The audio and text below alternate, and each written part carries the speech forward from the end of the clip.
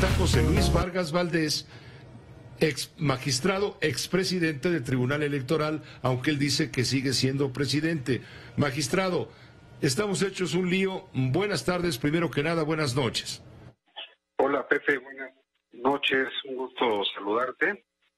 Y pues efectivamente estamos hechos un lío porque aquí hay una anomalía jurídica que de entrada me apena mucho que nosotros, que somos los responsables de hacer valer la ley, la Constitución, pues hayamos incurrido en un vicio de ilegalidad absoluta, Pepe. Yo no es que me diga que soy soy el presidente en funciones, Pepe. Y eso está previsto en un acuerdo de este tribunal, en el cual, conforme a la ley orgánica, nuestros periodos son inamovibles y la única forma de terminar ese periodo es por renuncia o por un juicio de procedencia ante la Cámara de Diputados. Ninguna de esas dos ha sucedido, y lo que hoy sucedió, Pepe, desafortunadamente es un albazo de 5 de los integrantes del Pleno, pero insisto, donde no tiene base jurídica, donde hubo una usurpación de funciones a mi calidad de presidente, al secretario general de acuerdos para tomar decisiones jurisdiccionales que no fuimos convocados todos. Y esto, pues, Pepe, es un golpe de Estado o golpe a la institucionalidad del máximo tribunal en materia electoral. De tal suerte que quien tiene hoy el mandato legal, y lo sigue teniendo, para los temas administrativos, para los temas jurisdiccionales, soy yo. Es decir, el presidente sigue siendo José Luis Vargas, y este presidente que se dice el magistrado Luis Rodríguez, pues me tendría que explicar con qué fundamento han tomado esa decisión, cuando, insisto, no hay forma que, si yo no renuncio o estoy sujeto a un juicio de procedencia, yo deje de ser presidente de este tribunal. Y estamos en esa discusión que yo creo que debe exigir pues un poco de madurez política, de serenidad, de diálogo, y sobre todo de no perder, Pepe, que lo que está enfrente es pues la resolución de asuntos sumamente delicados con el proceso jurisdiccional de esta elección, y donde mis pares, los 5 magistrados, están poniendo en riesgo la estabilidad constitucional del país. Creo que eso nunca se había pasado, no había pasado en ninguna institución, pero lo cierto, Pepe, es que si hoy pasa en el tribunal, pues mañana va a pasar en la Suprema Corte, y pasado en el Senado y en la Cámara de Diputados, y algún día también, no es improbable, que también en la Presidencia de la República pues existan ese tipo de intentonas de ocupar una posición pública que tiene un mandato fijo y que se tiene que agotar. Y si no, están las instancias legales para poder resolverlo, para presentar las quejas, las denuncias, y que ahí sea donde se resuelva dicha controversia. Hay una crisis constitucional. Es una crisis constitucional que han creado una magistrada y 4 magistrados máximos del Poder Judicial de la Federación. Y precisamente como es una crisis constitucional, Pepe, es que voy a recurrir en las próximas horas a la Suprema Corte de Justicia para plantear precisamente una controversia de carácter judicial. Es decir, hay una posibilidad en la propia ley orgánica del Poder Judicial que la Suprema Corte de Justicia sea quien resuelva una controversia dentro del Poder Judicial.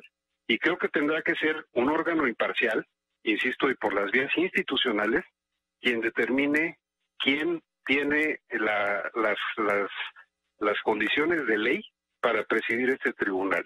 Y mientras no se puede hacer esto a partir, insisto, de el albazo, de el abuso por una mayoría, y que esté totalmente fuera del cauce legal.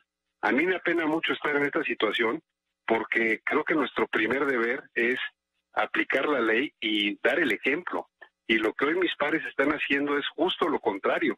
Están dando un ejemplo de arbitrariedad y, insisto, pues de un nivel de abuso, de gandallismo increíble. Yo nunca hubiera pensado que pues gente que llega a esta posición tenga capacidad de hacer eso, y que insisto que además conlleva responsabilidades administrativas y penales por estar ellos usurpando funciones que no les corresponden. ¿Cuál sería la penalidad en caso de que la Suprema Corte de Justicia le dé la razón al magistrado José Luis Vargas Valdés? A ti, José Luis.